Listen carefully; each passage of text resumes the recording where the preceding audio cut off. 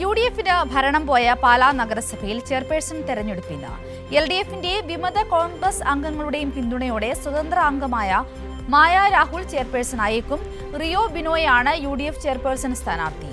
എൽ.ഡി.എഫ് അവിശ്വാസ പ്രമേയത്തെ 4 കോൺഗ്രസ് അംഗങ്ങൾ പിന്തുണച്ചതോടെയാണ് ദിയ പുളിക്കക്കണ്ടത്തിന്റെ നേതൃത്വത്തിലുള്ള ഭരണസമിതി താഴെപ്പോയത്. വിവരങ്ങളുമായി സനോജ് സുരേന്ദ്രൻ കൂടി ചേരുന്നുണ്ട്.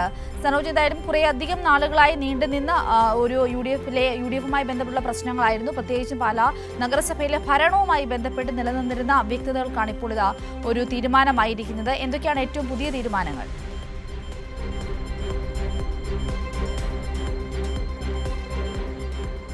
സിന്ധൂരി, ആർക്കും ഭൂരിപക്ഷം ഉണ്ടായിരുന്നില്ല പാലാ നഗരസഭയിൽ എൽ.ഡി.എഫിനെ, പ്രത്യേകിച്ച് കേരള കോൺഗ്രസിനെ അധികാരത്തിൽ നിന്നും ഒഴിവാക്കി നിർത്തുക എന്ന ലക്ഷ്യത്തിൻ്റെ അടിസ്ഥാനത്തിലാണ് യു.ഡി.എഫ് റിബലായി നിന്ന ആളുകളുടെയൊക്കെ പിന്തുണ സ്വീകരിച്ചുകൊണ്ട് അധികാരത്തിലെത്തിയത്. അങ്ങനെയാണ് ദിയ ബിനു പുളിക്കക്കണ്ടം പാലാ നഗരസഭയുടെ, പിന്നെ രാജ്യത്ത് തന്നെ ഏറ്റവും പ്രായം കുറഞ്ഞ ചെയർപേഴ്സണായി തിരഞ്ഞെടുക്കപ്പെട്ടത്.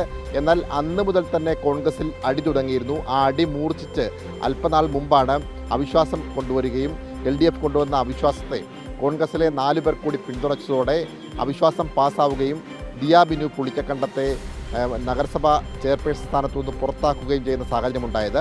ഇതിന് പിന്നാലെയാണ് പുതിയ ചെയർപേഴ്സണെ തിരഞ്ഞെടുക്കാൻ വേണ്ടിയുള്ള തെരഞ്ഞെടുപ്പ് പ്രഖ്യാപിച്ചത്. അത് ഇന്നാണ് നടക്കുന്നത്.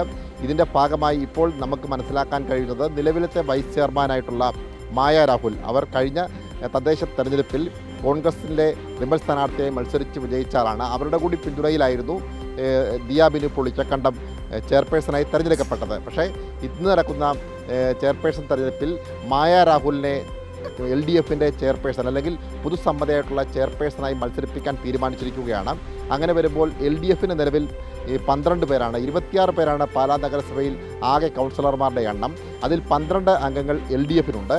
ഒപ്പം തന്നെ കോൺഗ്രസിൽ നിന്നും 4 പേർ ഈ അവിശ്വാസത്തെ പിന്തുണച്ചായിരുന്നു. അതിൽ ഒരാൾ നിലവിൽ കോൺഗ്രസിലേക്കും മടങ്ങിപ്പോകുന്ന സാഹചര്യമുണ്ട്. പക്ഷേ കോൺഗ്രസ് അവരെ ഉൾക്കൊള്ളാൻ തയ്യാറായിട്ടില്ല. കാരണം പാർട്ടി വിപ്പ് ലംഘിച്ചുകൊണ്ട് അവർ അവിശ്വാസ പ്രമേയത്തെ പിന്തുണച്ചു എന്നുള്ളത് കൊണ്ട് തന്നെയാണ് അവരെ ഉൾക്കൊള്ളാൻ കോൺഗ്രസ് പാർട്ടി നേതൃത്വം തയ്യാറാവാത്തത്. എങ്കിലും 3 കോൺഗ്രസിൻ്റെ വിമതരുണ്ട്. അതായത് അവിശ്വാസത്തെ പിന്തുണച്ച 3 പേർ, ഒപ്പം തന്നെ മായ രാഹുൽ, അങ്ങനെ 4 പേരുടെ പിന്തുണയുണ്ട്. 12, 4, 16 പേരുടെ പിന്തുണ മായ രാഹുലിന് ലഭിക്കും. അങ്ങനെ വന്നാൽ സ്വാഭാവികമായും മായ രാഹുൽ പാലാ നഗരസഭയുടെ ചെയർപേഴ്സണായി തിരഞ്ഞെടുക്കപ്പെടാനുള്ള ഒരു സാധ്യതയാണ് നിലനിൽക്കുന്നത്. അതുപോലെ തന്നെ മറുവശത്ത് റിയ ആണ് ഈ മത്സരിക്കുന്നത് യു.ഡി.എഫിൻ്റെ സ്ഥാനാർത്ഥിയായി. പക്ഷേ അവർക്ക് 10 പേരുടെ പിന്തുണ മാത്രമാണ് ഉള്ളത്. അതുകൊണ്ട് തന്നെ നിലവിൽ പുതിയ ചെയർപേഴ്സണായി മായ രാഹുലിനെ, നിലവിലത്തെ വൈസ് ചെയർപേഴ്സൺ കൂടിയായിട്ടുള്ള മായ രാഹുലിനെ തിരഞ്ഞെടുക്കപ്പെടാനാണ് സാധ്യത.